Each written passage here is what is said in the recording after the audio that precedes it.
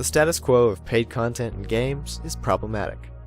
Gaming communities are being split apart just because of DLCs, and many games are being cut up into smaller pieces so that features which should have been in the full release can later be sold as premium content. This is the DLC problem. In this video, I'll be explaining how it works and how it can be easily fixed. One game has already solved the problem. Today, many video games are inundated with the influx of paid content, microtransactions, premium packages, and pay-to-win. Any type of extra content separate from the base game is generally referred to as DLC, or downloadable content. In the gaming industry, it tends to work like this. First, a new game is released. At this public release, people expect the game to be finished and free of major issues. Then, consumers start to buy additional paid content, or DLC. Finally, the gap between consumers that own DLCs and ones that do not widens.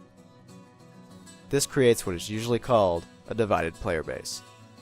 People that do not own the DLCs are unable to play with the people that do, and that is a big problem. How do we go about fixing this? The quick answer would be to make this content free for every consumer. But the whole point of having DLC is to gain additional revenue. Game developers have to still run a business and produce quality content. How then can you release DLCs, still gain revenue, and not divide the player base? The answer is found in the Arma 3 DLC model. According to the creators of Arma 3 over at Bohemia Interactive, the answer is simple. Give everyone all content at its highest quality for free. To accomplish this goal of gaining revenue while not dividing the player base, there's a simple caveat. There has to be reasonable restrictions for content that is not owned. For example, in their helicopter DLC, 2 new helos were added. A player that did not buy the DLC can still use them in the editor and try them out. But on single player and multiplayer scenarios, the helicopters remain locked for the pilot slot only. The player can ride as a passenger or use the guns of the helo, but he cannot fly it.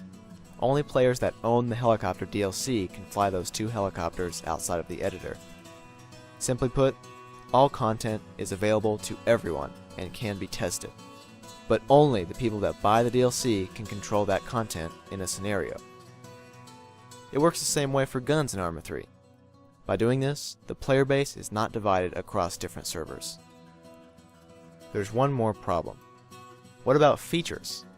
DLCs often include paid features that should have been included in the full release of a game, which is contrary to the expectation that a full release should be complete. To illustrate the solution to this problem, let's look at a recent example. What is stopping a developer of a city builder game from adding a feature like night as paid DLC content?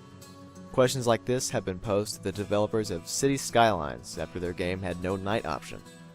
After announcing their new night expansion, players were concerned they would have to pay for a feature they believed to be inherent to a city builder. The developers made clear that night would be completely free for anyone who owns the game, but the content included in the expansion would not be. This philosophy is also seen in Arma 3. As Bohemia Interactive clearly puts it, features are free, premium content is paid. Alongside the helicopter DLC, sling loading, firing from vehicles, and the advanced flight model were added to the game. These were features, and anyone who owns Arma 3 is able to use and experience these great features in the game. Here's another example. In the recent Marksman DLC, new weapons were added. These weapons are part of the paid premium content. With the Marksman update, Bohemia added bipods and weapon stabilization to all weapons for free, something the Arma series has been desperately lacking since the start of Operation Flashpoint back in 2001.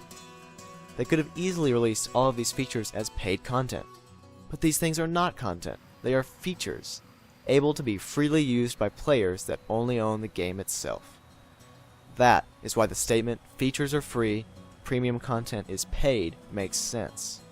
You keep the consumer interested with free feature updates, the player base remains intact through reasonable restrictions, and best of all, you gain revenue.